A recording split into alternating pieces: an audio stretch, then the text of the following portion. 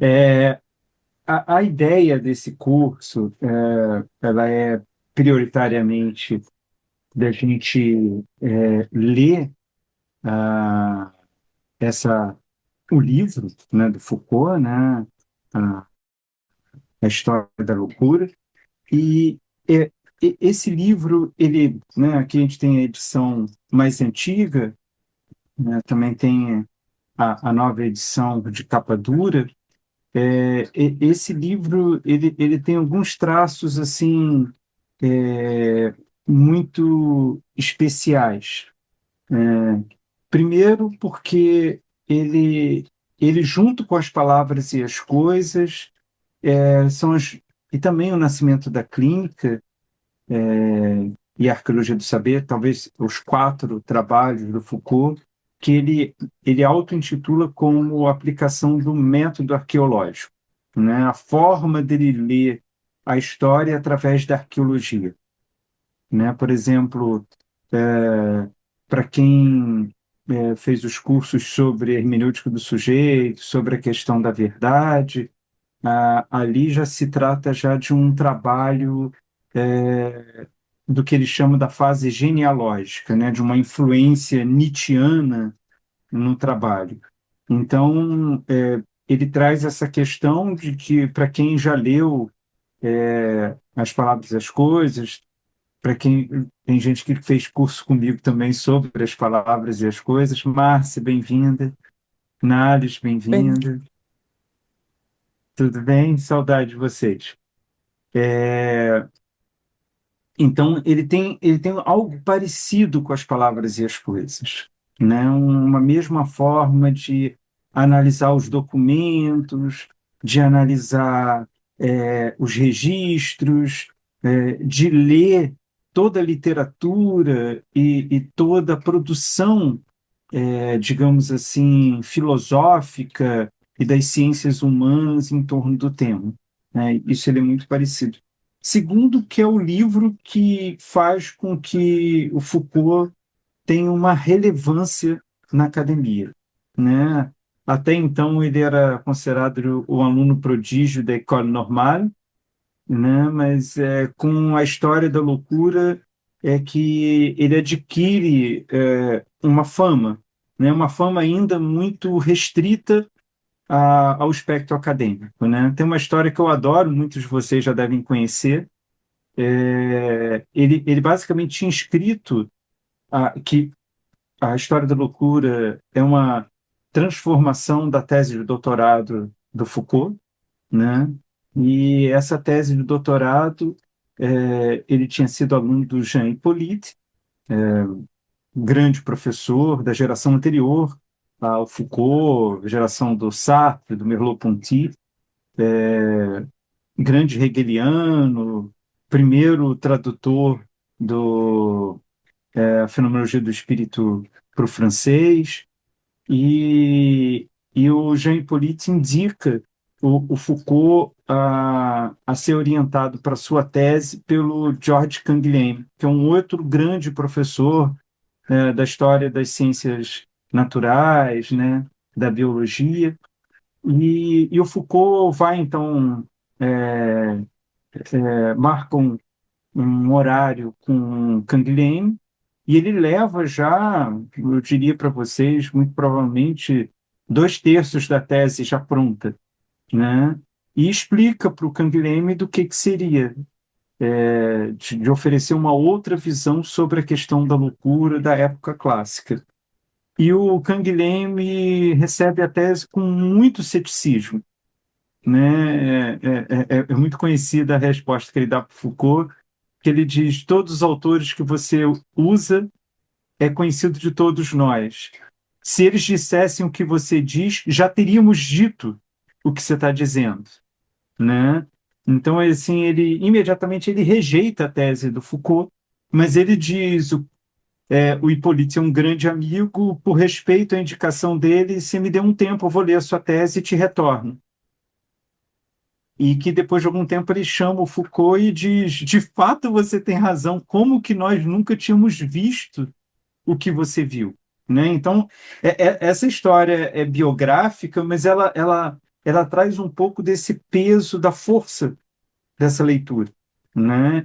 Então, é o livro que dá destaque a Foucault, né? É aquilo que faz com que ele fique conhecido. Talvez esse livro é de 61, em 66 ele lança As Palavras e as Coisas, e aí ele ganha uma fama popular, né? Como as pessoas que queriam provocar o Foucault, meio elogiando e meio gozando dele, dizia que aí ele se torna um novo Sartre, né? É que o Foucault brincava, eu nunca sei se estão me elogiando ou se estão me criticando ao falar isso, mas é porque ele se torna um nome popular. As pessoas nos jornais discutem Foucault a partir das palavras e as coisas, né? Mas a História da Loucura é a primeira a trazer essa questão. Depois a gente vai ver, né? Ela se inicia, talvez ainda na aula que vem, não, que eu separei mais ou menos assim umas duas aulas para a gente apresentar o projeto da História da Loucura e também tatear um pouco na forma do Foucault ler a loucura, né, para depois a gente entrar especificamente no texto. Mas ela começa de uma forma muito impactante, como é típica do Foucault, né, quando ele descreve a nau dos loucos, né, essa figura que toma as artes europeias, né, com versões alemães, francesas, escandinavas, desse navio onde os loucos eram colocados dentro e que percorriam a esmo a Europa, né? E é muito impactante disso, né? É, é, a primeira vez que eu li, eu me lembro, a mim me tocou como se ele estivesse falando de uma grande viagem espacial, de tão exótico que é aquilo, né? E isso é típico do Foucault, né? As palavras e as coisas, ele começa com aquela leitura impressionante sobre as meninas de Velázquez, né? Vigiar e Punir, ele começa com aquela cena traumatizante do esquartejamento, né? Mas ele tem um jeito, apesar de ter um livro profundamente denso, rígido, uma preocupação erudita de fundamentar tudo, ele sempre começa com uma grande imagem, parece que ele meio que seduz a gente para depois a pedreira que a gente vai encontrar depois no livro. E terceiro é que, eu não sei, mas provavelmente, muito provavelmente, é o livro que mais produz é, pesquisas, pensamentos e movimentos para além do Foucault, né? É, é, o Ideoberto não está aqui hoje, mas assim, a psiquiatria torna-se outra coisa depois da História da Loucura, né? A História da Loucura, apesar de não ter nada disso, nenhuma defesa, nenhuma nomeação explícita a isso, mas ela acaba sendo a base de todo o movimento da antipsiquiatria no mundo, né? Porque justamente, e aí o outro elemento que eu acho que a História da Loucura é um livro fabuloso, porque a forma com que o Foucault vai ler a história vai justamente explicitar que os conceitos, por mais científicos e filosóficos que eles sejam, eles sempre têm uma base social, né? Ele expõe algo que é bastante desagradável para os teóricos admitirem, é que é a realidade que provoca o pensamento, né? Isso acaba com a ilusão arrogante dos intelectuais de que são eles que concebem a realidade, né? É a realidade que se impõe. Então, isso que ele vai defender é que não existe um conceito de loucura que seja estritamente médico. Não existe um conceito de loucura que seja estritamente teórico. Ele perpassa por uma dimensão sociopolítica, São demandas da vida, são construções e valores impostos por uma sociedade, problemas sociais que se colocam, que irão, então, provocar a medicina, a ciência, a filosofia a conceituá-los, né? E é justamente isso, eu nem sou um grande entendedor da antipsiquiatria, mas é justamente isso que vai abrir o caminho no sentido de que você não podia muito discutir a loucura que não fosse através de pontos estritamente clínicos médicos, né? E o que o Foucault faz com a história da loucura é dizendo, não, existe uma natureza social, existe uma natureza política por trás do conceito, né? E aí o que a antipsiquiatria diz é não podemos tratar a loucura mais unicamente através de uma discussão patológica. Ali há uma estrutura de poder nela, ali há um tensionamento político, ali há uma realidade social, né? Então, é muito interessante como... E eu estou falando, por exemplo, da antipsiquiatria, mas ela abre também a porta para uma nova compreensão de história. Ela é curioso porque, assim, algumas pessoas já percebem isso de imediato, mas isso fica muito definitivo a partir das palavras e as coisas, né? Então, essa junção da história da loucura e as palavras e as coisas, elas vai se constituir o que a gente vai ver de uma transformação da própria história, né? Uma ampliação e um deslocamento da reflexão sobre a história, né? É um pouco nesse sentido, né? Dessa importância, né? E me parece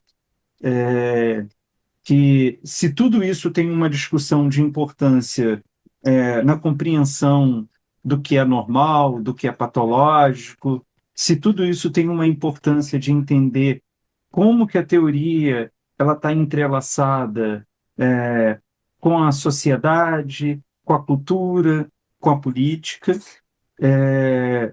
Se isso tem a ver também com uma, um deslocamento do estudo da história, mas também tem mais um elemento que, digamos, que transcende, digamos assim, o objetivo do Foucault, né?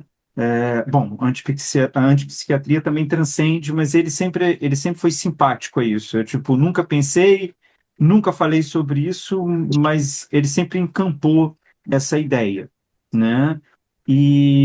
Mas eu acho que tem mais um elemento, né? Eu acho que em uma época, a nossa, onde há uma tentativa cada vez mais intensa, cada vez mais radical, de definir objetivamente as coisas, e aí isso independe da corrente política, né? Você vê, por exemplo, tanto a extrema-direita como a extrema-esquerda querendo fundamentar verdades definitivas, né? Eu acho que isso também coloca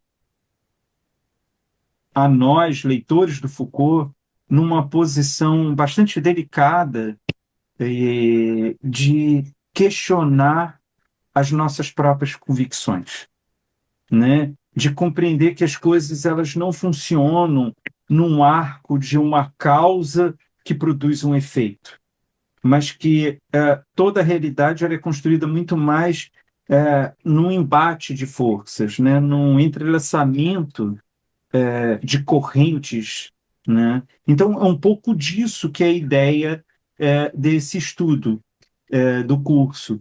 E isso traz um elemento que digamos assim, nesse semestre, é algo que eu gostaria de tentar com vocês, da gente fazer isso, é de como Foucault vai, a partir disso que eu estou falando, reler a, a época clássica, né? Aquilo que todos nós temos, até pela formação que recebemos no Ocidente, como a base do nosso pensamento, da nossa ciência, da nossa filosofia, né?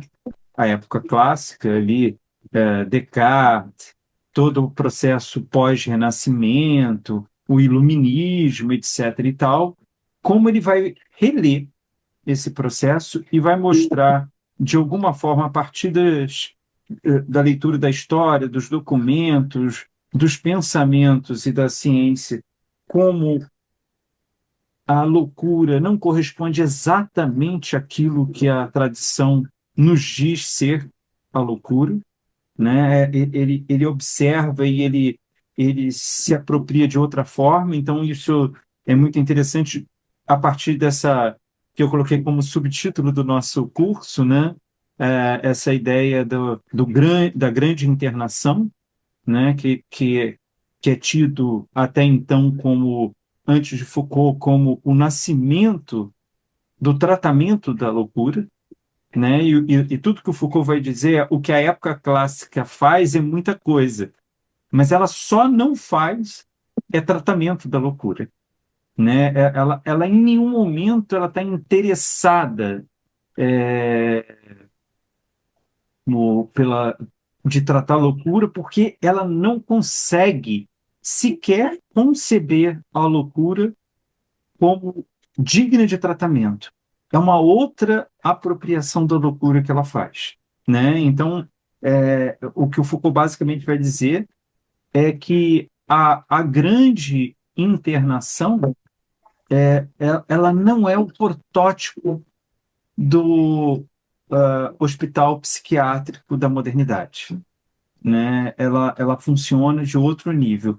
Seria um pouco do que eu gostaria de trabalhar esse semestre com vocês, porque isso vai colocar em xeque é, é, muitas compreensões que nós temos da realidade, né? A própria ideia, que eu acho que ela é imediata para a gente, tem a ver com a subjetividade, né? Porque a loucura ela funciona de uma forma quase ameaçadora, né, da questão da subjetividade, digamos assim que a gente pensa é, várias possibilidades para o ser humano, né, da questão das emoções, dos sentimentos, dos interesses, do egoísmo, da generosidade, mas se tem algo que assusta e constrange a todos, é a loucura, né? Então, ela funciona como um parâmetro que vai colocar no limite a ideia de subjetividade,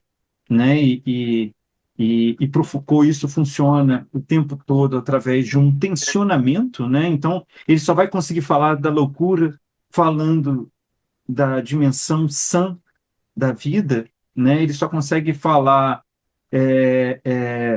do marginal falando do estabelecido, né? O Foucault ele sempre está trabalhando em jogos de relação, né? Ele nunca isola nada objetivamente, então ele vai ter essa força muito grande e nesse sentido eu acho que a gente vai conseguir, por um lado, levantar bastantes elementos para se a gente for bem sucedido e se eu convencer vocês do interesse disso, de no segundo semestre, então, a gente pegar a modernidade. Como que a modernidade, e para quem já é leitor ou leitora do Foucault das Palavras das Coisas, já pode imaginar, ele vai dizer a modernidade se inscreve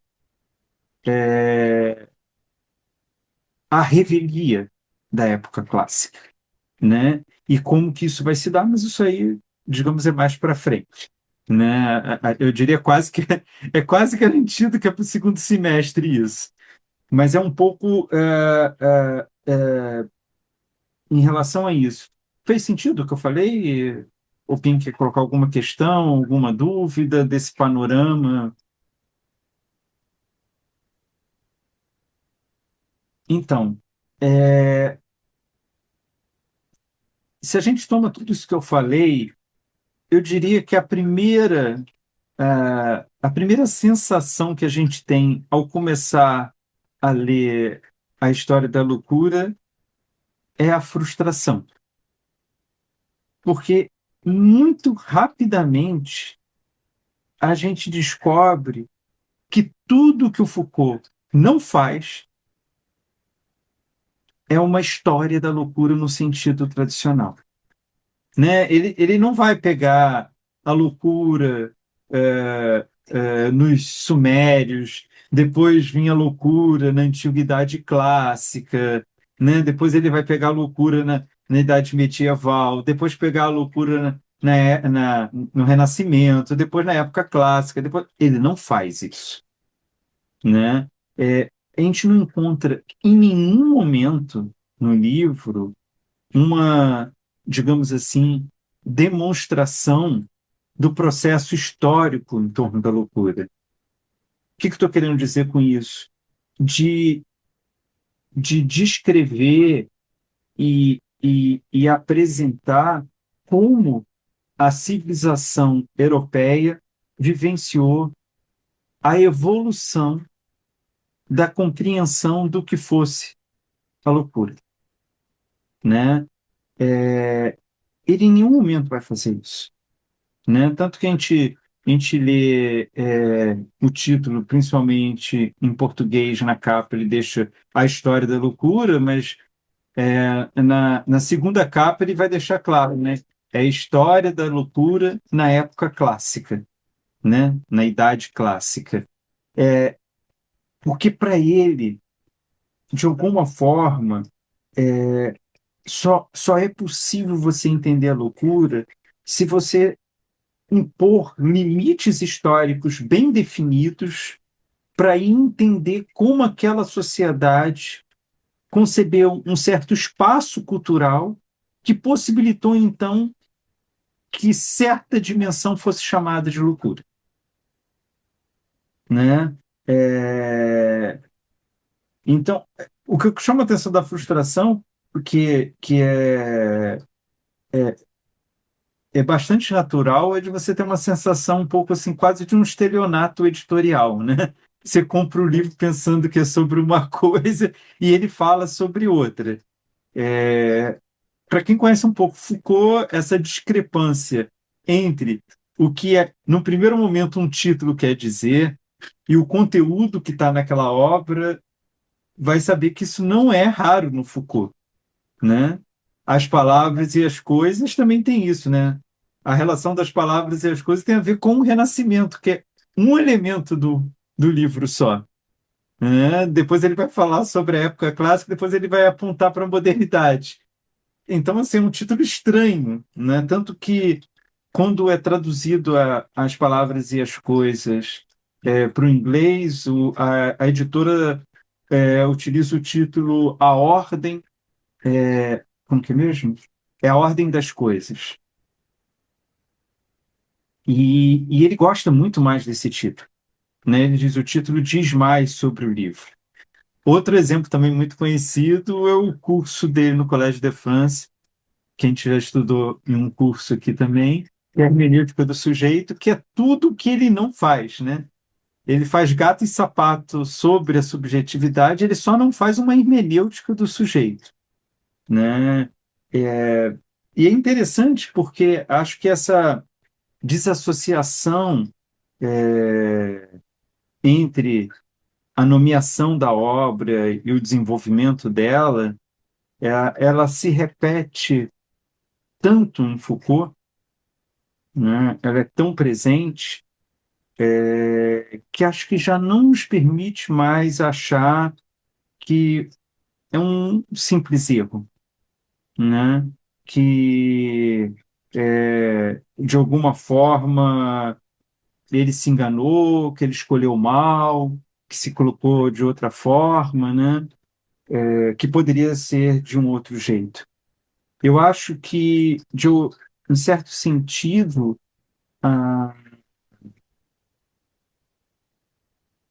esse jogo entre o título dizer algo que tem a ver com o trabalho, mas que não é o resumo do trabalho, né? Por exemplo, a história da loucura tem a ver, só que ele está falando só sobre uma época, né? As palavras e as coisas têm a ver, é sobre o período do Renascimento, mas não diz sobre tudo. A hermenêutica do sujeito tem a ver, porque o livro é escrito contra uma hermenêutica do sujeito, mas ela não explicita completamente o projeto. E eu acho que isso tem a ver um pouco com o próprio approach do Foucault, né? Acho que isso tem um pouco a ver com uma forma muito singular de se aproximar do tema do estudo, né? E essa forma singular que ela, de alguma forma, ela produz uma outra luz sobre o tema estudado, né? Eu acho que é uma questão que a gente tem que ter em mente, né? A escolha, o processo Foucaultiano, ele não desconcerta sempre, mas não me parece que ele seja, que ele tenha elementos estranhos, né? Mas se, se o que ele não faz é uma história da loucura no sentido tradicional, né? Se ele não faz um estudo da evolução da loucura, e de fato ele não faz, por outro lado, não há como a gente dizer que ele não faça história, né? Quer dizer, a questão da história ela vai ser absolutamente central. E isso é bastante estranho, né? Porque falar da história da loucura parece que ele está nos induzindo ao erro, mas há uma precisão. Ele vai falar da loucura a partir de um aporte histórico. O problema é que ele não vai fazer esse aporte histórico da forma que a gente espera, de encontrar ou uma origem e os seus efeitos subsequentes, ou tomar a loucura como algo definido em que cada época se aproxima mais desse entendimento mais pleno da loucura. Essas duas coisas ele não faz, mas ele está o tempo todo falando em torno da loucura e o tempo todo ele vai fazer isso a partir de um aporte histórico, né? Essa questão ela, ela é absolutamente decisiva para a natureza do trabalho.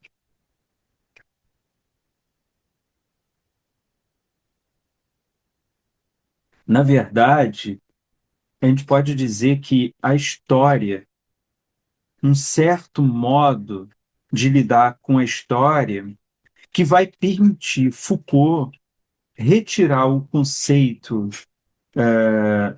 da loucura, digamos assim, da sua suposta universalidade, né? Ou seja, de considerar a loucura como algo estável, determinado, imutável, que apenas não é compreendido plenamente por cada época, é a história que vai permitir ele, fora dessa linha contínua evolutiva, poder, então, dentro de uma configuração estritamente histórica, analisar que esse é o projeto dele, uma rede inteligível que sustenta aquilo que a própria sociedade propõe como loucura. Isso é muito curioso, né? Porque eu juro para vocês que eu pensei a primeira aula fazer de um jeito muito estranho, porque eu pensei de pegar o Alienista para a gente ler na primeira aula. Porque, de alguma forma, o que o Machado de Assis faz com o Alienista, por favor, quem não leu, leia, é um texto mínimo do Machado de Assis. Quem leu há muito tempo, releia, porque vale a pena, né? O que o Machado de Assis vai fazer com o Alienista é justamente isso, porque é um movimento interessante. O Foucault basicamente está querendo dizer o seguinte: temos a ideia que é a medicina, com a sua superioridade teórica, que define o que é loucura. Identifica, descreve e a trata. O Foucault vai mostrar, primeiro, que não é ela que define, quem a define é a sociedade e a cultura, e por isso ela se desloca conforme o período histórico, né? A gente vai ver isso no texto, porque parece que eu estou falando assim, tipo, tá bom, Marcelo, que é isso, né? Quero ver ele provar. E assim, surpreendentemente, ele prova isso, né? Como o Canguilhem diz, é como que você viu isso e a gente não viu antes nos autores. A ideia de que ela descreva, ela tem a ver com uma demanda dessa sociedade, e a ideia de que ela trate é uma noção absolutamente moderna. É só na modernidade que a ideia de um tratamento se coloca. Veja, ele está falando que só no final do século XVIII, começo do século XIX, que a loucura tem alguma dimensão com o tratamento, né? E isso, assim, é absolutamente assustador, né, da gente pensar dessa forma. Porque parece que o tempo todo, em cada momento histórico anterior, por mais que houvesse limitação, havia um intento do tratamento. E o Foucault vai dizer: não é por maldade, não é por crueldade, não é por primitivismo, é simplesmente porque a loucura se coloca em um outro registro que não do tratamento. Ela é de outra natureza, ela tem outra condição, né? E eu estou chamando a atenção do alienista do Machado de Assis, porque justamente o trabalho do alienista é querer dizer o que é o louco aos ignorantes do Brasil, e o processo final do livro é ele reconhecer a ignorância dele que ele ignorava, né? Então é um processo assim muito construído, tipicamente o Machado de Assis a partir de um ceticismo quase que nietzschiano, né? É típico isso do Machado de Assis, né? O Machado de Assis assim, ele enquanto figura, digamos, pessoal, era uma pessoa extremamente voltada para o status quo, né? Não à toa ele tem essa chaga na sua biografia de ser o criador e fundador da Academia Brasileira de Letras. Não à toa houve um esforço muito grande dele de tentar apagar todo o processo de negritude dele próprio, né? A gente hoje em dia vê muita acusação que tentaram apagar a negritude do Machado de Assis, e o que a gente esquece é que com bastante apoio dele próprio, né? É, mas enquanto escritor, ele é uma figura absolutamente audaz, cínica no sentido filosófico da palavra, cético e sempre mostrando as contradições que nós, enquanto civilizados, não gostamos de ver, né? Então, acho que o alienista ele tem um pouco dessa dimensão, digamos, se a gente quisesse reduzir as 551 páginas dessa edição da História da Loucura, Leoninista, que eu não me lembro quanto que tem, mas é um texto fininho, a gente pegaria pelo menos o patos do que o Foucault está dizendo, né? Então, é justamente porque ele não pensa a loucura como algo estabelecido que ele pode, então, ver a rede que constitui a loucura, no caso, na época clássica. Faz sentido para vocês?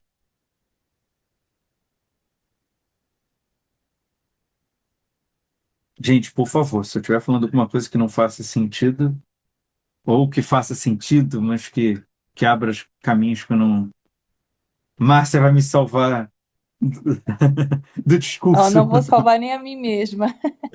Não, não, eu só queria comentar que eu comecei a ler o livro e me chamou a atenção, assim, a questão do, digamos assim, da loucura como sendo a antítese da razão. Antes da loucura havia os leprosos, né? Ele fala Uhum. dos leprosos. É quase como se a sociedade precisasse de um nicho, de pessoas para excluir daquele meio social. E com o desaparecimento dos leprosos, né, e dos leprosários, isso, o foco passa a ser a questão da loucura. E aí eu achei isso interessante, porque é como se sempre fosse necessário é, culpar ou digamos assim, torturar ou digamos, tornar um grupo social excludente.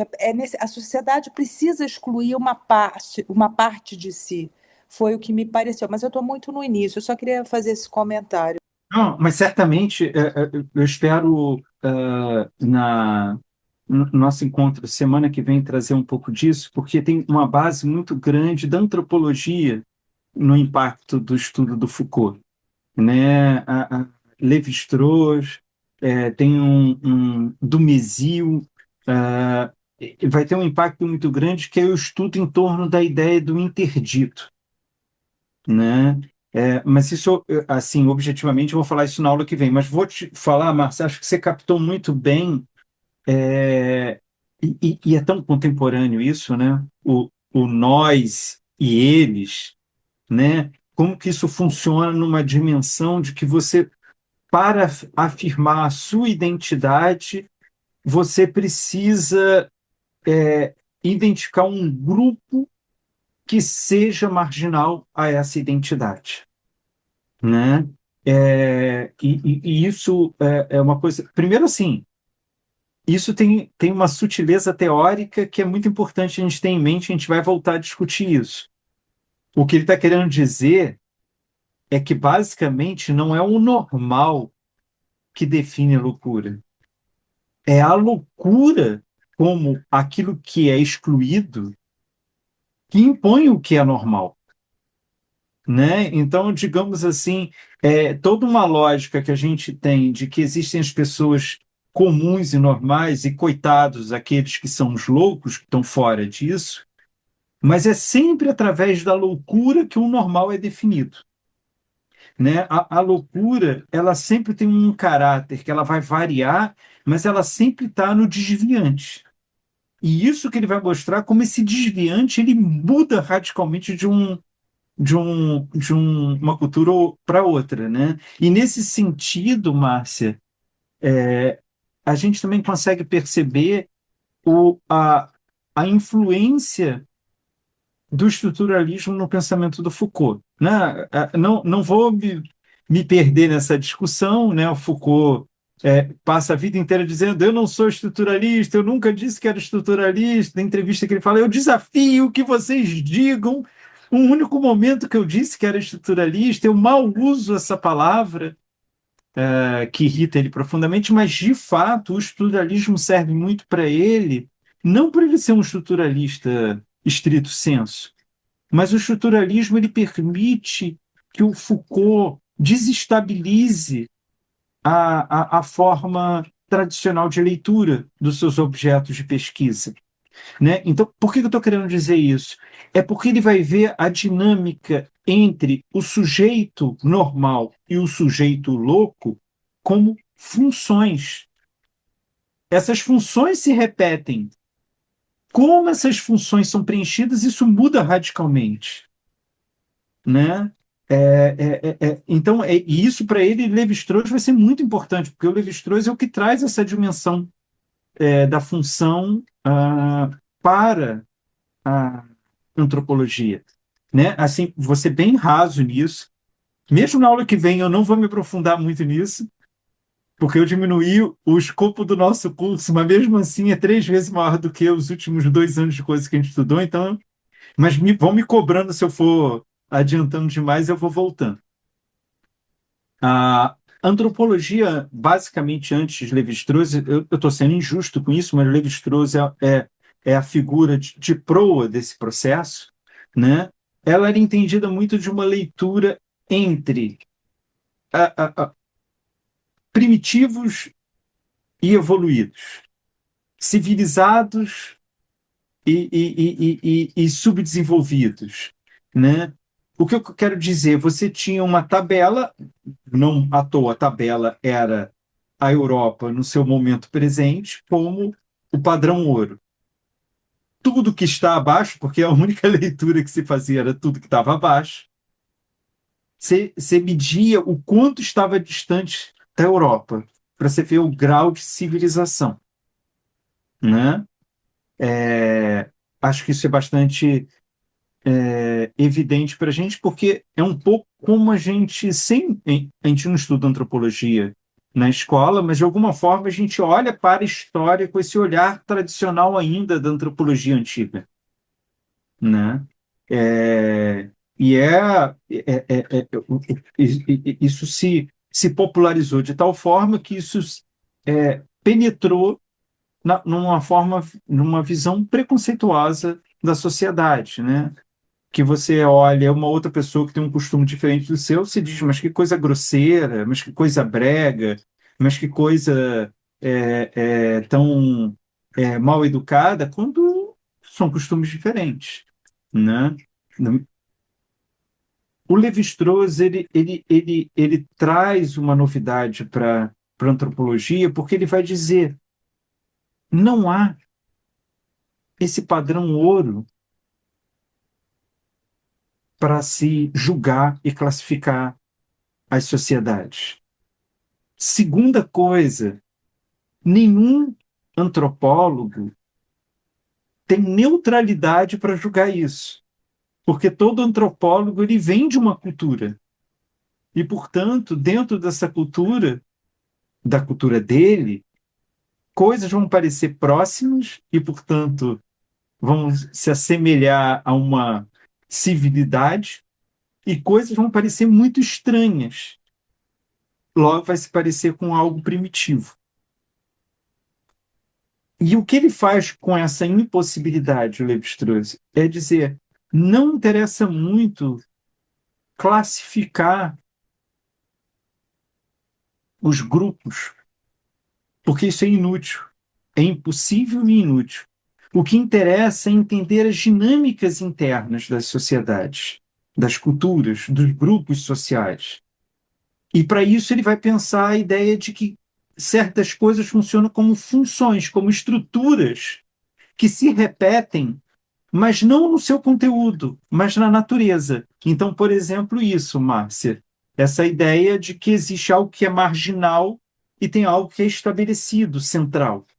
E como que isso vai orbitar em torno disso, né? Em determinado momento, o Foucault vai mostrar isso, e isso nessa primeira parte do livro, que ele vai chamar a atenção justamente para o fato que tem algumas culturas que tiveram uma relação com a loucura muito mais próxima e muito mais respeitosa e muito mais respeitosa talvez não seja a palavra, mas de muito mais valor do que, por exemplo, a época clássica, né? Vou dar um exemplo para vocês disso. Sabe aquela ideia de loucura que principalmente a literatura explora muito, que é o louco, que é o que fala a verdade, da qual ninguém mais é capaz de dizer, né? Aquela figura do louco que irrompe e diz o que ninguém é capaz de dizer, ninguém é capaz de perceber, e depois que ele diz, muda completamente a dinâmica, né? Então, o louco seria essa figura que tem acesso a uma verdade mais profunda. Ela não é a verdade da ciência, ela não é a verdade do raciocínio lógico. Ele captura uma verdade que uma pessoa sã não é capaz. Mais ou menos que nem uma pessoa muito vivida ou uma pessoa que está à beira da morte. A gente tem um pouco essas ideias dessas pessoas que estão à beira do abismo, elas veem algo que você não vê, né? Então, isso é atribuir um sentido, digamos, mais importante, né? E, de fato, e o que você trouxe, Márcia, e, por favor, está todo mundo entendendo a questão que a Márcia trouxe? Se não, é, me chame a atenção. Que também tem a ver com uma certa influência nietzschiana no Foucault. Porque se a gente for lá para Genealogia da Moral, do Nietzsche, né? O livro a partir do qual o Foucault lê toda a obra do Nietzsche, né? Isso é muito claro para o Foucault. Tudo que ele lê do Nietzsche é a partir da perspectiva da genealogia da moral. E esse é curioso, porque é um texto tido até por muitos estudiosos de Nietzsche como um texto menor, um texto introdutório, né? Por exemplo, é muito mais fácil ler a genealogia da moral do que Assim Falou Zaratustra, por exemplo, né?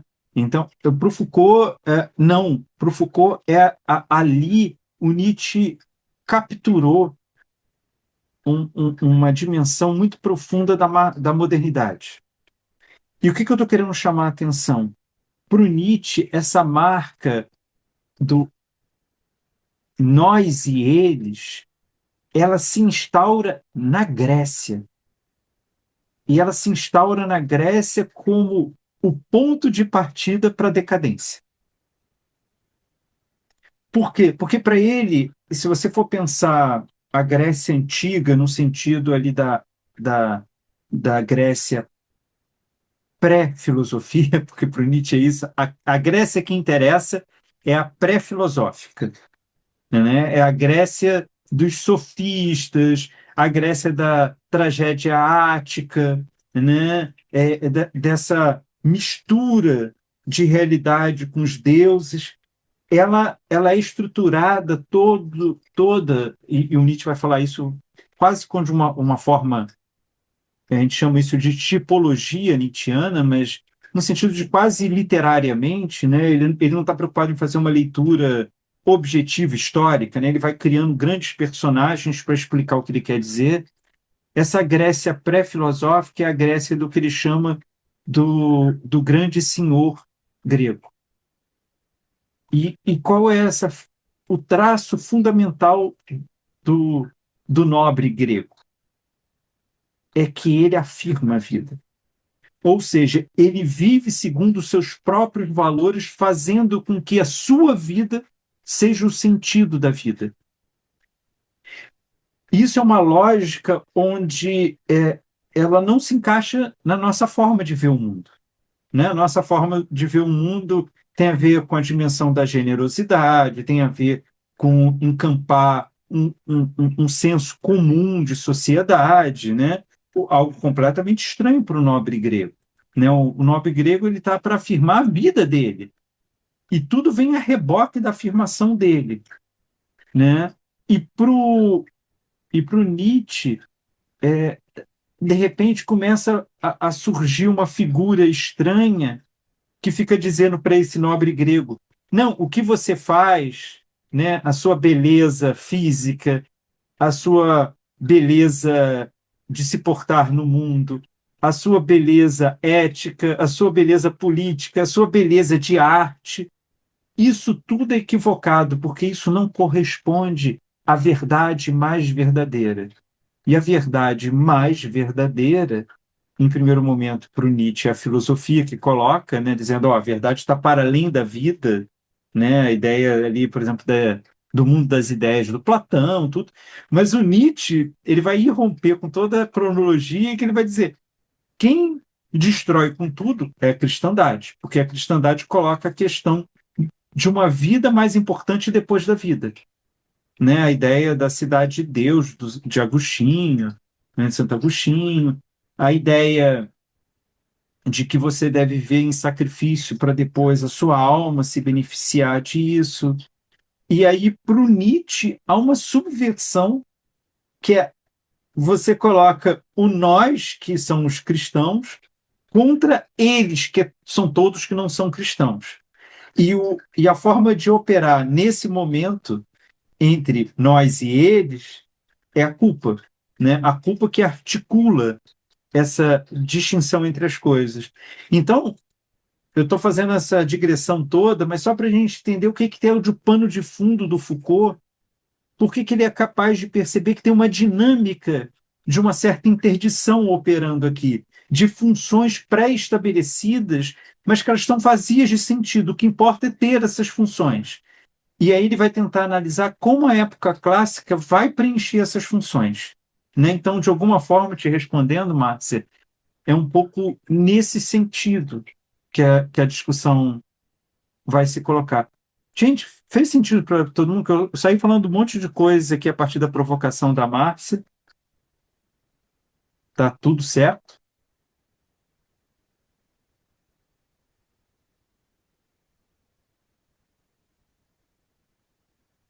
Então, o que eu estou querendo chamar a atenção é como essa provocação estruturalista ela vai ser fundamental. Veja, eu não estou querendo nem dizer que Foucault é estruturalista. Há trabalhos muito interessantes tentando mostrar o quanto o estruturalismo é mais profundo no Foucault do que o Foucault gosta de admitir, e o Foucault usava todas as forças dele para tentar demonstrar o oposto disso. Era algo que irritava ele profundamente. Todas as entrevistas dele, quando entra na questão do estruturalismo, você vê que ele fica rapidamente irritado com isso. Mas não é nem isso que eu estou querendo fazer. Eu só estou querendo dizer assim, é só porque Foucault foi um leitor do estruturalismo que ele pôde fazer esse deslocamento da história. Porque é disso que se trata, né?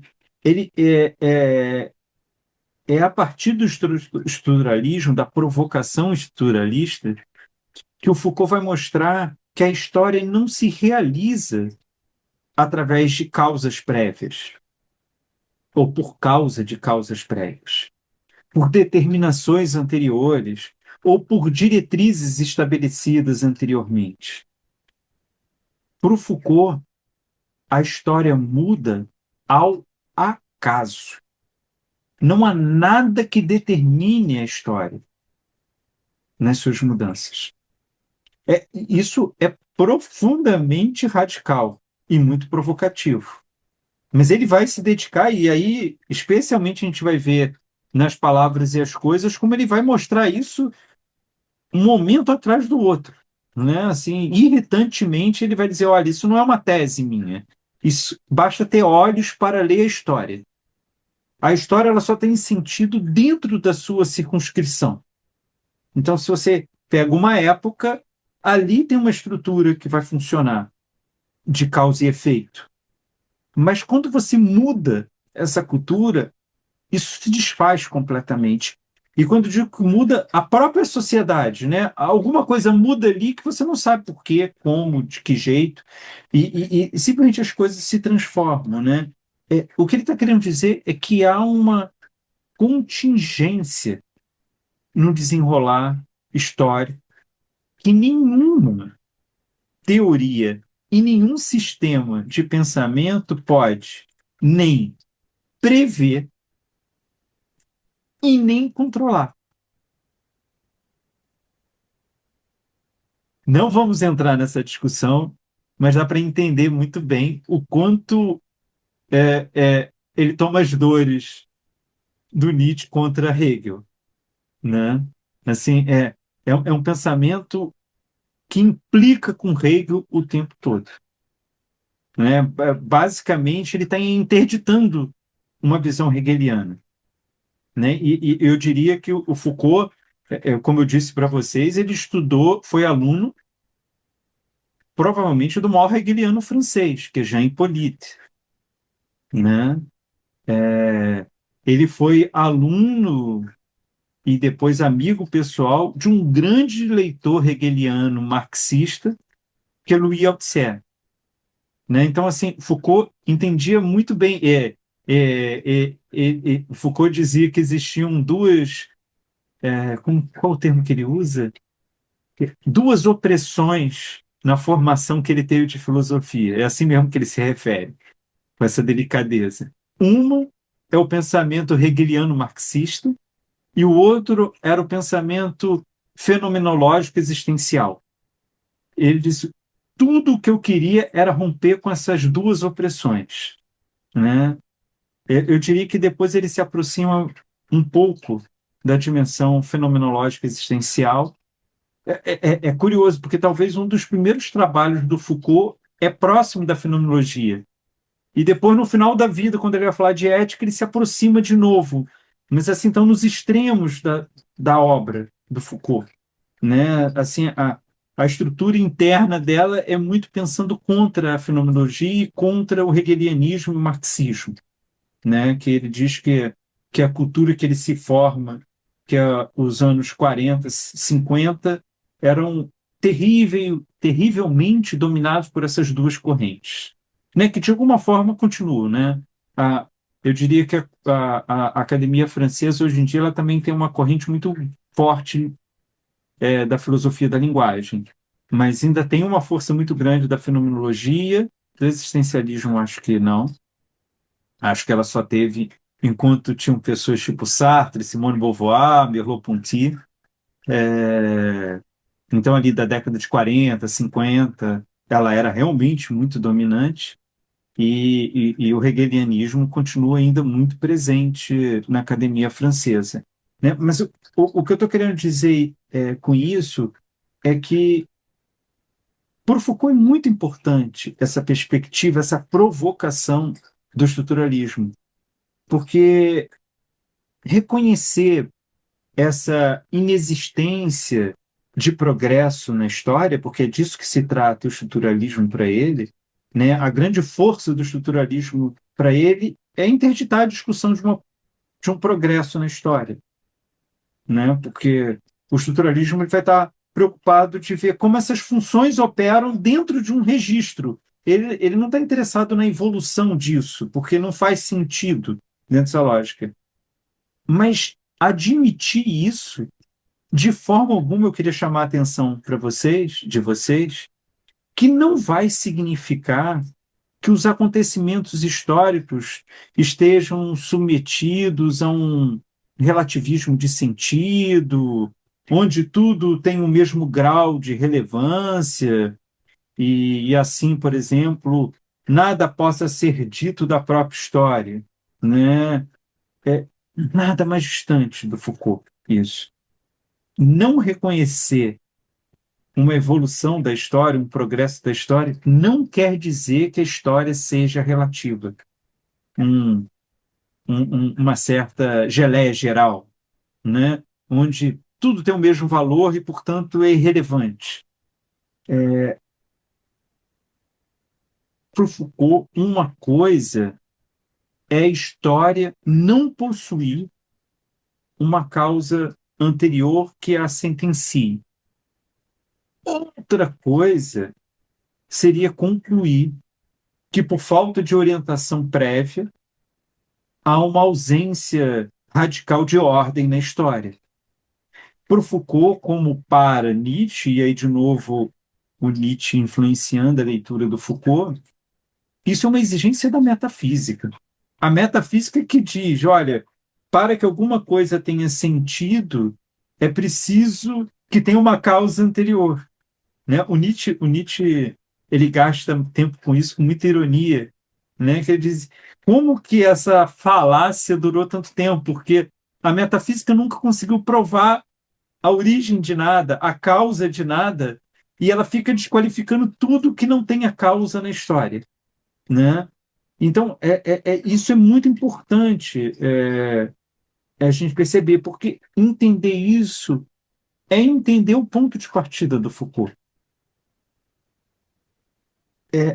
O que a gente vai ver com o Foucault é que é justamente porque a história não tem causa pré-determinada, é que ela possui uma ordem, uma ordenação, uma disposição frente às forças presentes em uma cultura historicamente circunscrita. É justamente porque toda mudança na história é ao acaso que entre uma mudança e outra há uma ordenação operando ali. É mais ou menos assim, se você define o que é um terreno e um outro, você produz automaticamente uma disposição dentro de cada terreno. Já se você pensa justamente a, a causa e o efeito, você destitui qualquer importância interna de ordenação. Isso faz sentido, gente? Eu estou avançando aqui, mas vocês que têm que me segurar e mandar eu voltar, explicar melhor, tirar dúvidas. Vou tentar dizer de outra forma a mesma coisa que eu disse. Há uma ordenação, mas ela não é externa à cultura. Não há uma dependência de uma época em relação à outra anterior. Mas justamente porque elas são quase que independentes, é que há internamente, a partir de jogos de força tensionados em uma sociedade, algo que a história controla, seleciona, organiza e redistribui através de processos, assim, digamos, culturais, o discurso e o conhecimento de cada época, que estabelece formação de valores e de noções atuantes. Então, é só porque não há causa e efeito de uma época em relação à outra que tudo isso ocorre dentro de cada época.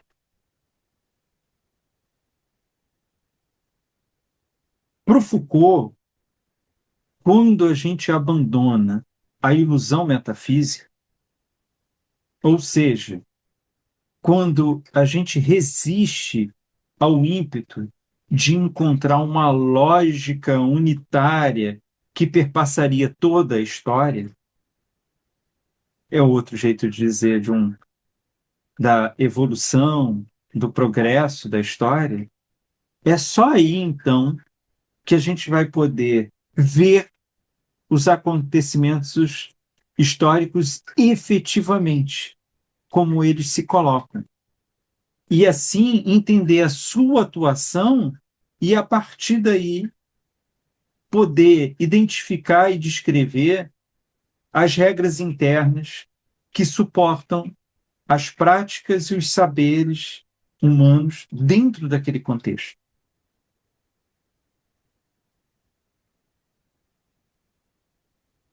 Então, a gente poderia dizer que Foucault em nenhum momento faz na obra, essa obra de 61, uma história da loucura, porque, brincando com isso, o tempo todo ele está fazendo uma história da loucura. Né? Quer dizer, ele não faz a história do progresso da loucura, porque o tempo todo ele está preocupado em saber qual é a dimensão histórica da loucura, no caso, na Idade Clássica, na época clássica.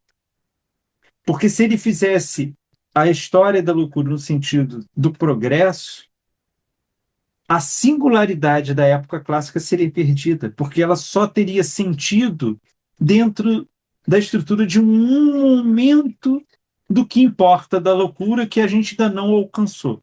Porque a gente está, né, hegelianamente, a gente sempre está em vias de alcançar. Né? Ali está próximo, mas ainda não chegou.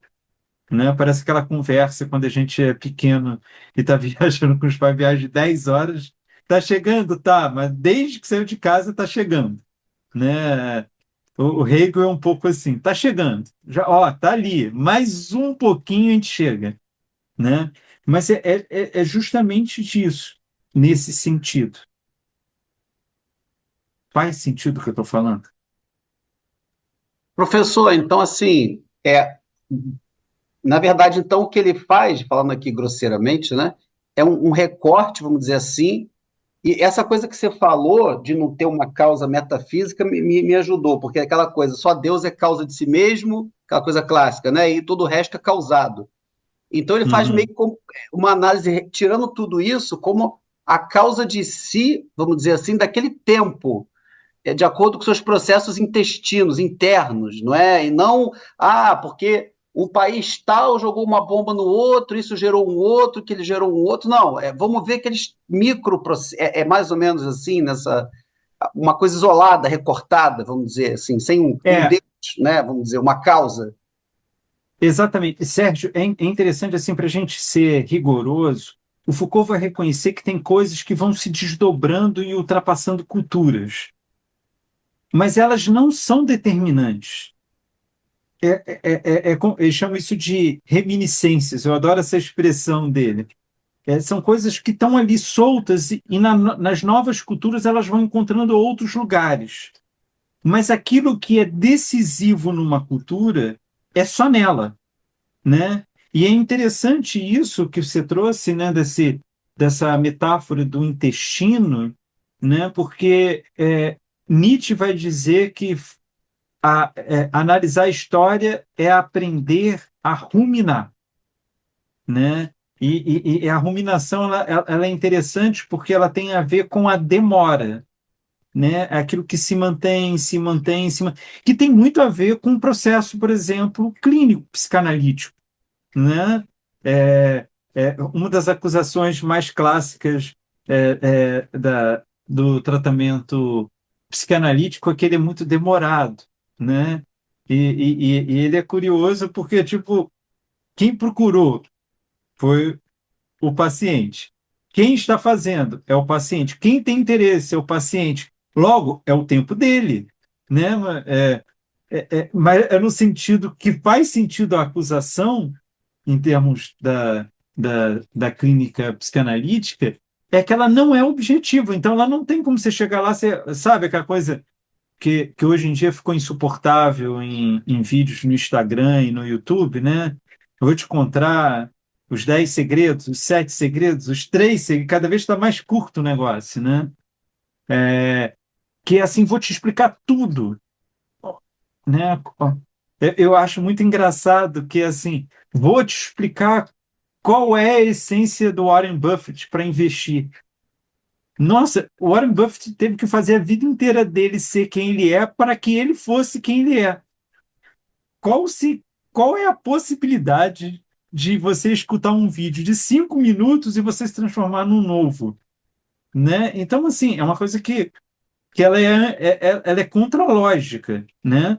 Mas ela tem um sentido do Foucault que é muito interessante, porque ele diz que o pensamento hegeliano é um pensamento muito apressado, porque ele é apressado, e se você tornar o pensamento hegeliano marxista, então ele é mais urgente ainda, né? Aquela das teses de Feuerbach, do Marx, que ele vai dizer, bom, se a história, ela, como que é mesmo? É uma pena, que eu não vou me lembrar, eu sou péssimo de memória, mas basicamente ele vai dizer, se a história vai se realizar do jeito que ela vai, nada impede, então, que a gente acelere a própria história, né? Porque se a história tem o curso dela, não há nada que eu possa fazer que vá tirá-la do curso, né? Então, essa urgência revolucionária tipicamente marxista, né? Mas que está já na base de Hegel, né? Dessa ideia da história que perpassa, que acelera, que você quer chegar ao fim dela, né?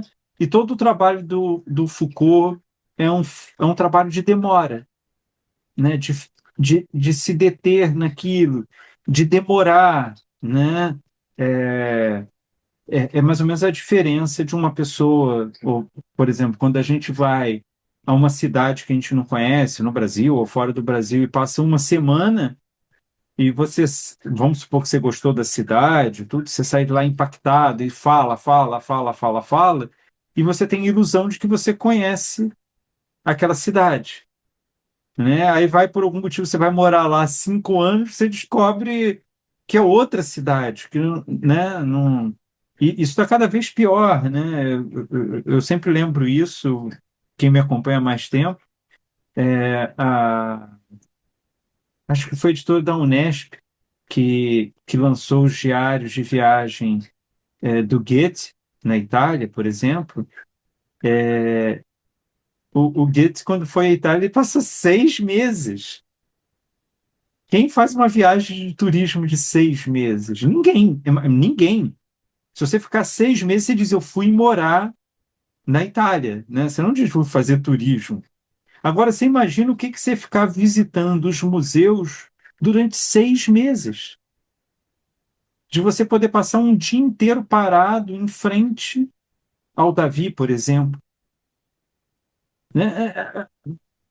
Né? Eu sempre contrasto com isso com a profunda decepção que eu tive, né? Não quer dizer que seja decepcionante, mas que eu tive quando eu fui ver a Mona Lisa no Louvre, né?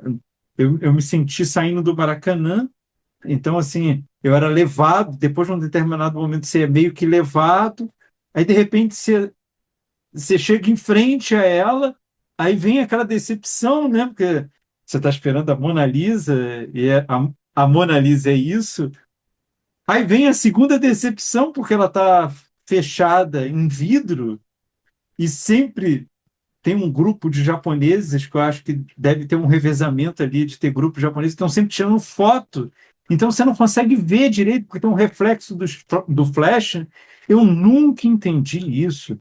Porque só você descer na loja do Louvre tem reproduções incríveis da Mona Lisa, né? Por que que você fica tirando foto que vai ter reflexo e tudo? E de repente você já não está mais lá, porque como o movimento continua, você é expulso, que é uma experiência completamente diferente no mesmo museu de você ver um Rubens, né? Primeiro que os Rubens tem tudo, sei lá quantos metros, 5 metros, 6 metros, e você tem um banco no meio que você fica ali, sempre tem algum estudante de arte pintando ali calmamente, né? E eu já agradeço por isso. Mas você imagina o Goethe é, nesse processo de ruminação que ele tinha. Quer dizer, a experiência do Goethe da Itália é completamente distinta da possível hoje em dia.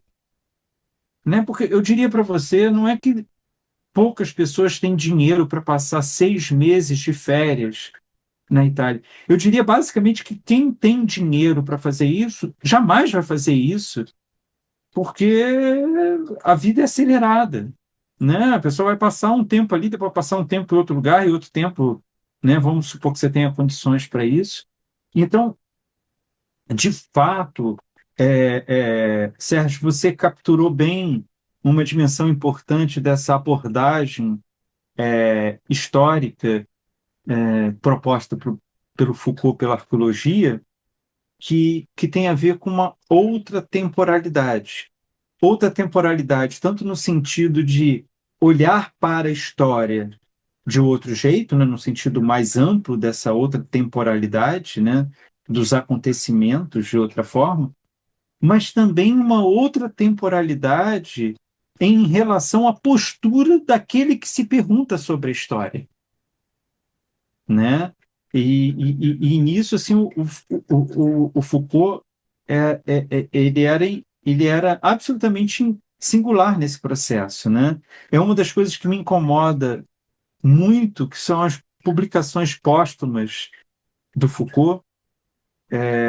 Foucault ele deixou em testamento, além de dizer para todos durante os últimos anos de vida dele, não foi uma coisa que ele decidiu em cima da hora, que ele não queria que publicasse nada póstumamente, que para ele um texto só estava pronto para ser lido na hora que ele terminava, e que tudo aquilo que ele não publicou deveria ser destruído.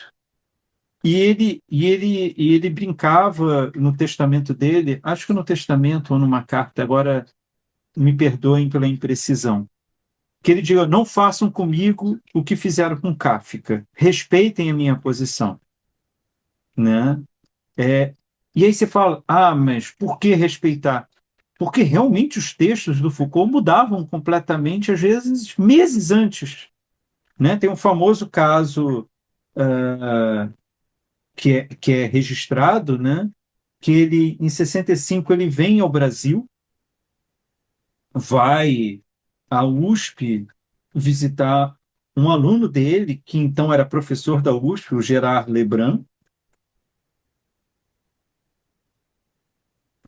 e entrega para o Lebrun ah, os manuscritos das Palavras e as Coisas. E pede para o Lebrun ler, reconhecendo que o Lebrun era um grande hegeliano, né? Então ele fala, eu gostaria que você lesse e me falasse o que você acha. Ok. Basicamente, 9 meses depois sai, não chega a ser um ano, sai As Palavras e as Coisas. E o Lebrun, quando recebe a edição francesa, a primeira edição, né, publicação, ele leva um susto incrível, porque 9 meses depois ele inclui a leitura, a interpretação das Meninas de Velázquez, o que muda tudo no livro, né? E no famoso capítulo O Homem e Seus Duplos, que é quando ele faz uma crítica à fenomenologia, o Lebrun conta que havia uma profusão de notas com ataques diretos ao Merleau-Ponty. E o Foucault retirou todas. Entendem? São dois movimentos que transformam radicalmente o livro, né? Então, por exemplo, eu tenho um problema sério, e um problema não é só ético, não. Também tem um caráter ético. A pessoa é dona da sua obra, se ela não quer que se publique. Aí você pergunta, por que que ele não destruiu antes? Bom, porque aquilo era estudo para ele, né? Por que que ele vai destruir o estudo dele? Né? Não... Mas não é só ético, é uma questão filosófica, porque a gente tem provas contundentes de como Foucault mudava. Então, você chamar As Confissões da Carne como quarto volume da história da sexualidade, eu acho um pouco demais, né? É um livro inacabado, é um texto inacabado publicado póstumamente. Tem o seu valor de pesquisa, né? Durante muito tempo, o Daniel Defer, companheiro e herdeiro do, do Foucault, meio que seguiu a orientação do Foucault, deixando isso na Biblioteca Nacional, onde os pesquisadores podiam ir lá e ler, mas não era publicado. E acho que uns 5 anos antes de morrer, ele vendeu tudo para a editora, para o governo francês, e tipo, tudo foi publicado. Ou seja, né,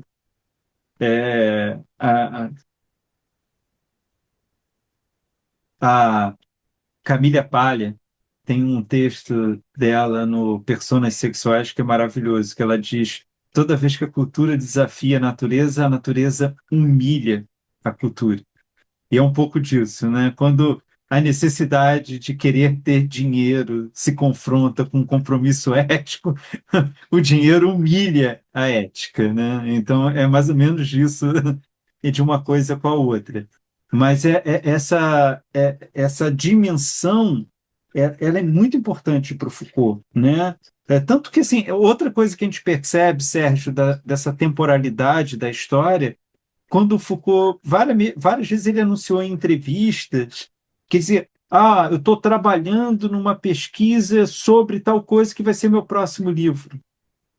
Quando saiu o livro, não era mais aquela pesquisa que ele tinha anunciado, não que ele tenha abandonado aquela pesquisa, mas aquela pesquisa virou uma outra coisa, que ele está falando de uma outra coisa, né? Então tem essa demora, essa outra temporalidade da história, ela produz um efeito intelectual distinto também na obra, né? Então, é curioso que se a gente for falar de um nível, exatamente o que a gente está discutindo aqui, mas num nível teórico, a gente pode dizer que para o Foucault, tentar identificar razões anteriores capazes de provocar mudanças posteriores, que é essa dimensão tradicional, né, de causa e de efeito, é se colocar deliberadamente em uma posição desfavorável. Eu diria quase impeditiva para descrever as distinções efetivas da cultura em questão.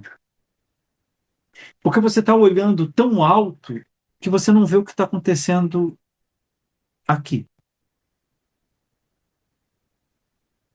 Enfim, o que eu estou querendo chamar a atenção é que, para o Foucault, a gente poderia resumir de uma certa forma, que a história é uma sequência de descontinuidades.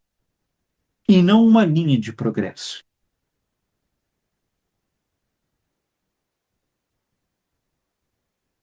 Ou se a gente tomar dentro da estrutura da história da loucura, basicamente o Foucault poderia ter colocado isso como subtítulo da obra, que é dizer: a loucura não tem uma causa, mas sim uma história.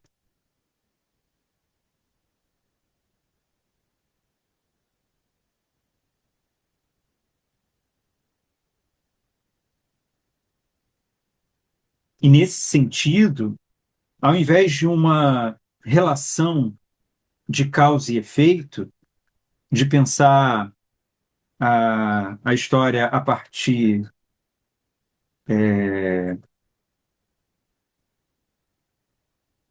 de um movimento, o que o Foucault faz é pensar a história a partir das rupturas. Não para encontrar as causas da ruptura, porque aí seria só um segundo grau de se equivocar. Mas a partir das rupturas, ele entende o que está entre as rupturas, que é o que interessa a ele. Não interessa a ele a, o que muda da época clássica para a modernidade. O que interessa é ele identificar que alguma coisa mudou, então ele é capaz de entender o que aconteceu na época clássica, ou de discutir o que está acontecendo na modernidade. Então, as rupturas servem para ele separar as coisas e poder estudar.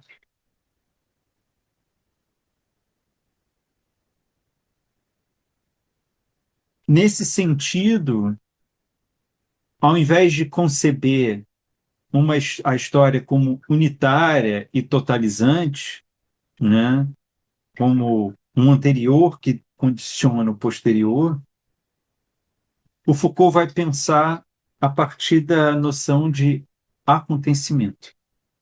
Acontecimento é isso. Assim, eu diria para vocês que a imagem que me parece sempre quando se arrisca a oferecer uma alegoria, a gente pode falar uma besteira.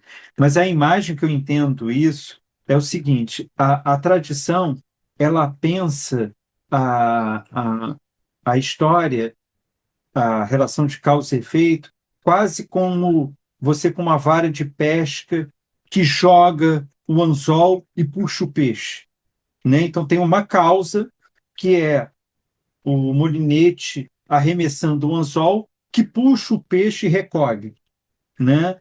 Então essa é uma imagem da história vista de forma tradicional. O Foucault ele está pensando na história, sabe quando a gente joga uma pedra num lago e faz aquelas ondas que vão mudando a estrutura plácida do lago? Isso é o acontecimento. O acontecimento é alguma coisa que é inesperada, porque né, não tem uma decorrência da pedra ir para lá. Digamos assim, é uma figura é, absolutamente alheia àquilo, uma pessoa que joga uma pedra, mas aquela ruptura, o inesperado, ele altera a aparência, a estrutura do lago. Então, o acontecimento tem a ideia com essas ondas que você não consegue prever, que você não tem uma causa definidora, você não sabe para onde que vão aquelas marolas, mas é isso que interessa ele estudar, é como que a pedra caiu na época clássica, mais especificamente, como que a pedra caiu dentro da loucura na época clássica. Essa é a questão para o Foucault, né? E eu acho essa questão da ideia de acontecimento, ela é muito importante no estudo do Foucault, né? Ela nos auxilia a, a materializar melhor essa perspectiva histórica, né? E ela advém justamente dessa noção, desse método que não é método, que o Foucault vai chamar de arqueologia, né? A arqueologia ela está operando em torno dessas ondulações dos acontecimentos, né? Eu digo que não é bem um método de análise, é porque ele tem a arqueologia, ela muito mais, ela é uma abordagem da história, né? A arqueologia é um modo de abordar a história e, e ela tem muito mais a ver com uma forma de se apropriar dos acontecimentos, né? É,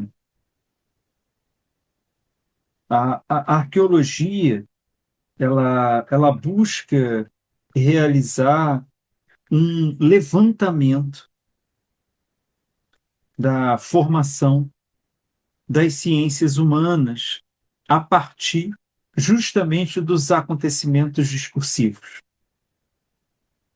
né? Então, assim, o que é dito, o que é enunciado, o que é falado, o que é produzido, isso é o acontecimento discursivo.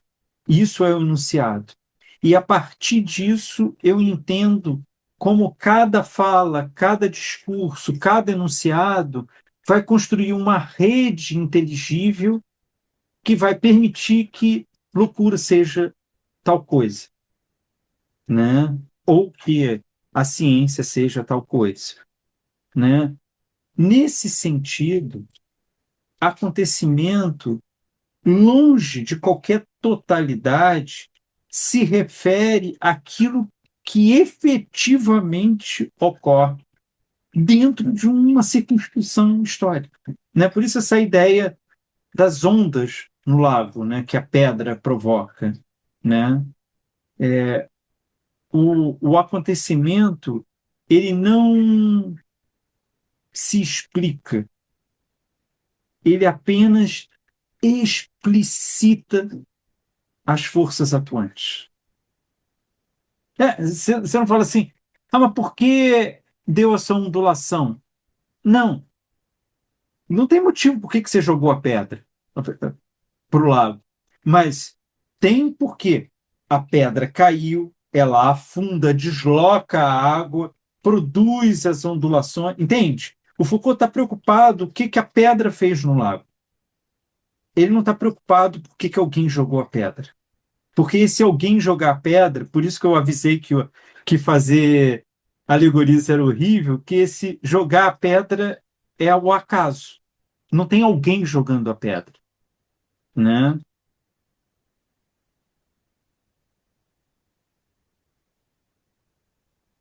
Faz sentido? Eu vou buscar uma pergunta melhor, porque faz sentido é muita responsabilidade, né? Eu vou começar a perguntar, sei lá, tem alguma coisa chega a vocês, né? Porque, acho que é mais disso, né? Que a gente vai sendo impactado com essas questões e isso aí vai fazendo a gente pensar depois, né? Pelo menos é o que eu estou apostando para não ser um monólogo. Zé Ricardo, me salva, por favor. Marcelo, eu fiquei, assim, me surgiu uma ideia. Ah, Foucault está dizendo que não há uma causalidade na história, né? Talvez você pudesse interpretar isso como você não consegue definir um evento singular ou um grupo de eventos que sejam causas, porque a realidade é muito mais complexa do que isso. É uma opção de microeventos, digamos, de acontecimentos, digamos, se uma pessoa acordou de bom humor ou acordou de mau humor, que são determinantes. Isso a gente não registra. Então, no momento que a gente estabelece uma causalidade, seria apenas uma convenção. Você criou uma narrativa para uma sequência de eventos. Eu estou enxergando dessa forma. Exatamente, Está correto isso? exatamente. Tá, e veja se eu estou entendendo o que você está falando. Seria mais ou menos o que o Foucault está querendo dizer, é você justificar a, a ressaca que acontece numa cidade, começando a explicação, tipo, bom, as geleiras na Ah, Antártida. O Foucault vai dizer, mas que uma coisa. Entende?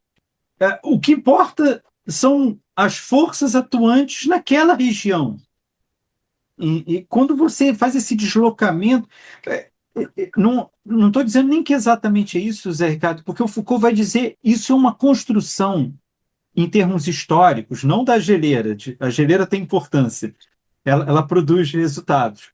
Mas quando você fala em termos históricos, essa geleira é uma construção artificial que imposta por uma visão anterior à realidade, né? Aí você vai encontrar, você vai dizer a culpa é de Deus ou a solução é de Deus. Você vai dizer a culpa é da razão, a solução.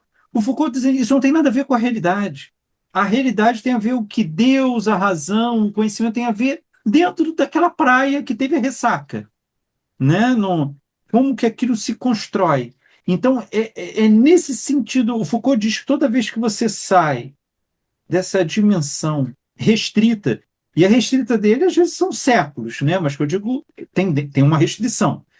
Você sai dessa dimensão restrita, você começa a falar sobre algo que não tem a ver com a realidade. E para ele perde o sentido histórico, então. Entende? Aí eu te pergunto, Zé Ricardo, faz sentido o que eu falei? Ou você falou uma coisa e eu falei outra coisa? Não, eu acho que tá na linha. O que eu estou vendo é que a causalidade é tão complexa que não há nenhuma maneira de você estabelecer um caminho claro. Quando você Uhum, está se importando apenas com a ressaca. Agora, uhum. sempre tem aquele dito, né, que o pessoal falava que borboleta provoca vendaval. Borboleta bate asas na África e você tem um tufão na Austrália. Você pode provar isso? Você pode demonstrar? Não. É relevante? Também não. É relevante para Mas estabelecer um modelo matemático, exatamente. mas Eu não para acho o que tufão. aí você trouxe uma questão fundamental. O que o Foucault está querendo dizer é que ele está falando de história.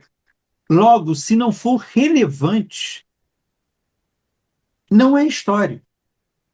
Então, o que eu estou querendo dizer é assim, se eu dizer que Deus criou o homem, o Foucault vai dizer isso é irrelevante historicamente. Mas se eu construo um, um movimento dentro de uma sociedade dizendo que eu estou seguindo os desígnios de Deus, isso é relevante historicamente, porque isso está produzindo um efeito Tá? naquela sociedade.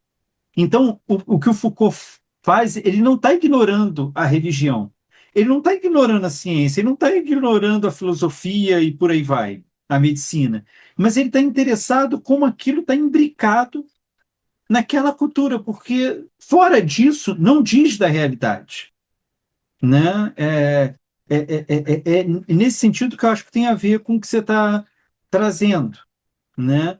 Que não tem a ver só com a impossibilidade da gente falar do que é muito complexo, né? Porque quando você alarga demais, né, o que você chamou a atenção, você vai perdendo o pé para aquilo.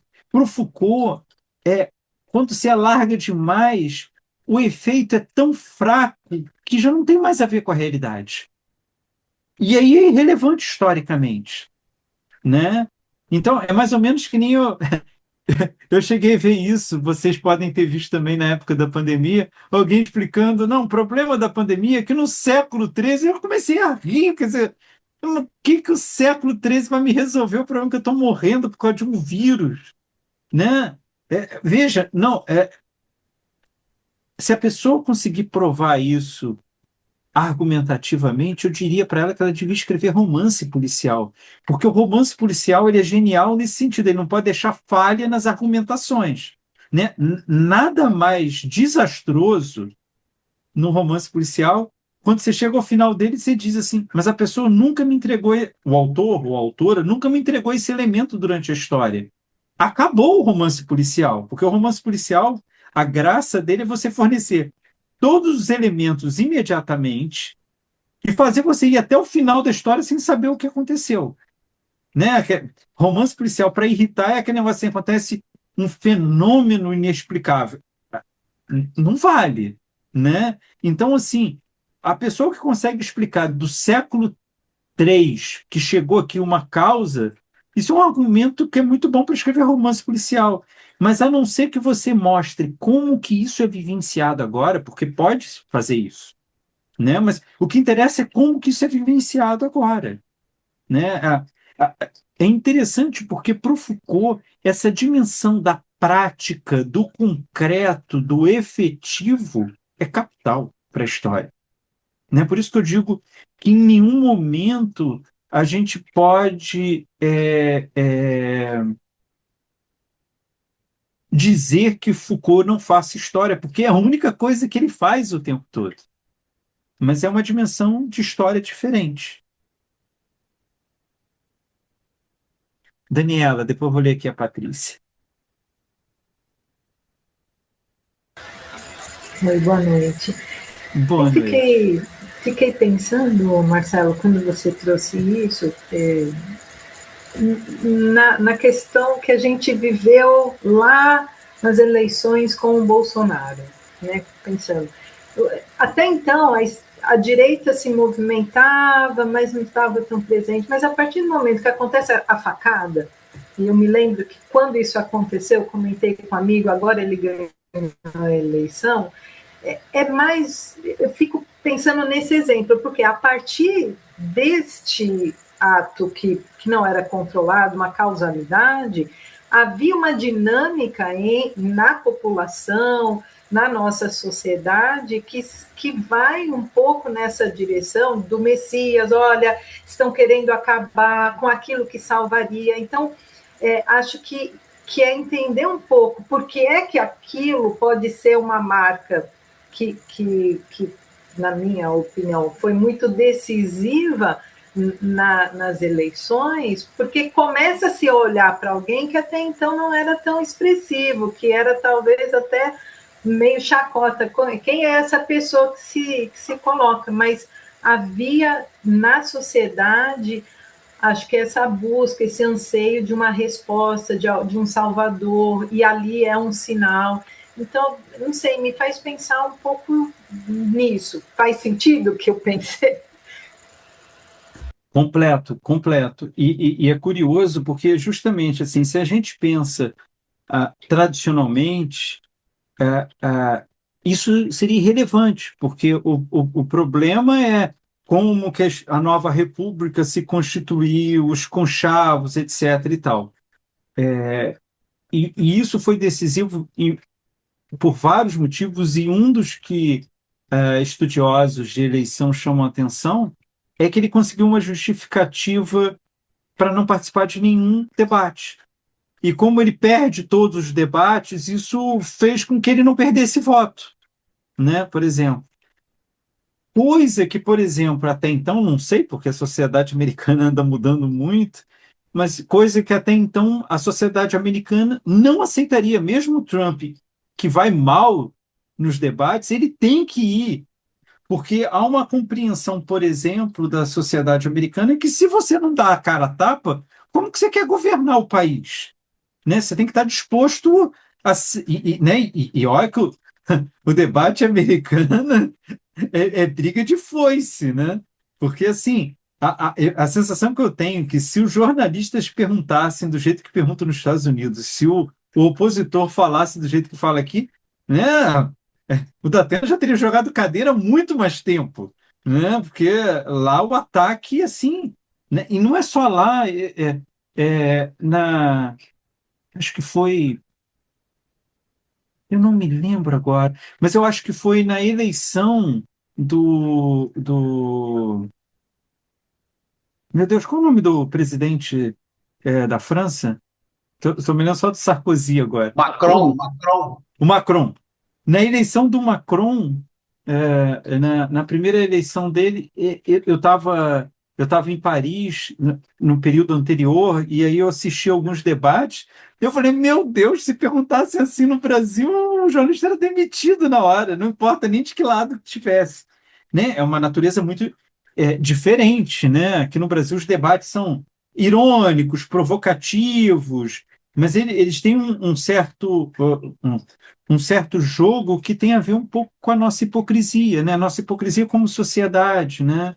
É, é, uma coisa, outro dia eu estava vendo um francês comentando a diferença do Brasil para a França, uma coisa que assustou ele, que ele disse que o francês, tradicionalmente, ele chega assim, sei lá, né, vamos supor, Daniela sempre pergunta assim, ah, você acha que esse vestido tá bom? Aí eu chego assim, ah, não, acho que tá muito sério.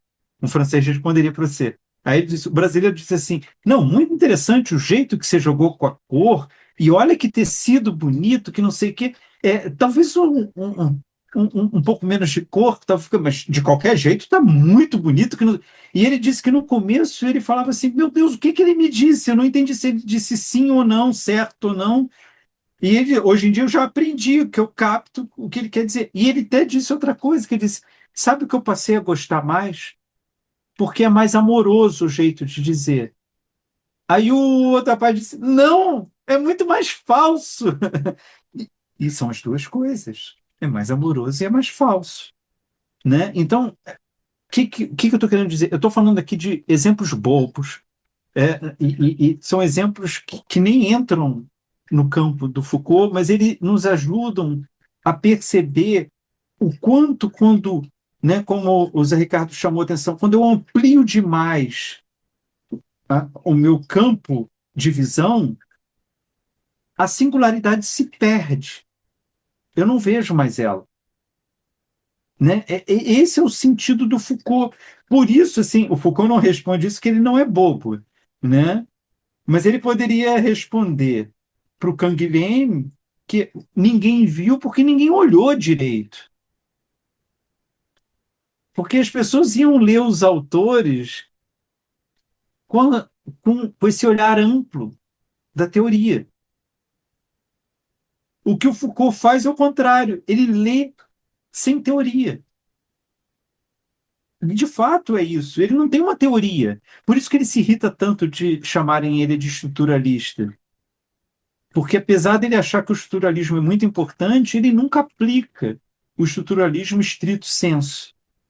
O estruturalismo ele serve, sabe aquela coisa meio para chacoalhar, para desestabilizar o que se acha que já se sabe, né? Então, é um pouco nesse sentido que vai funcionar para ele, né? É essa a importância, e nesse sentido você tem toda a razão, né? Deixa eu ver aqui.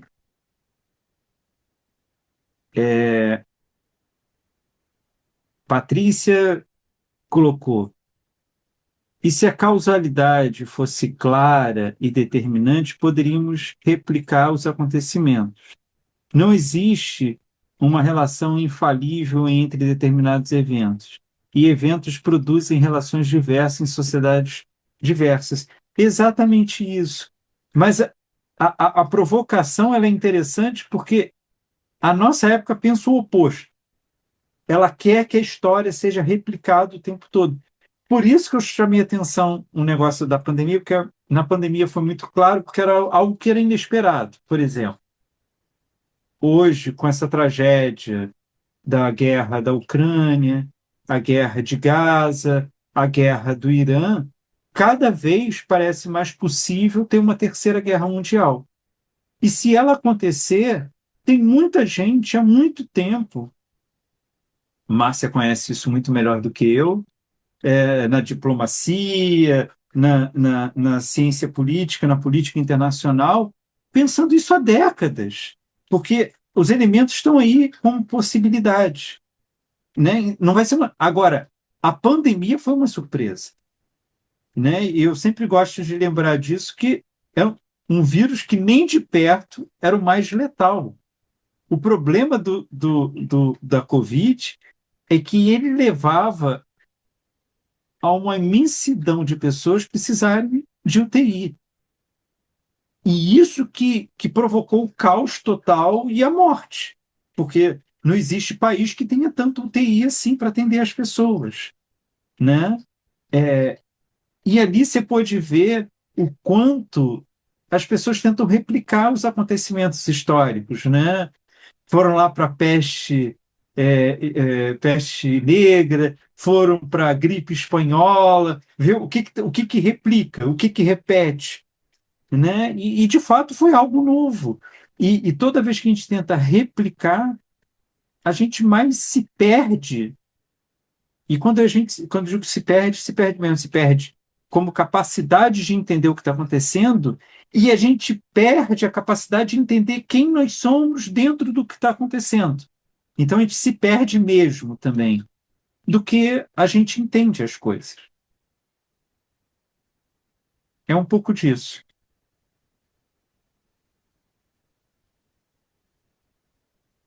Eu queria entrar num outro ponto, mas eu acho que eu vou preferir deixar para a semana que vem, que é muito interessante, só vou aqui deixar anunciado só para vocês me cobrarem, é que essa perspectiva de história faz o Foucault fazer um deslocamento muito importante para a gente entender a história da loucura. Ele não pensa mais em questão de origem.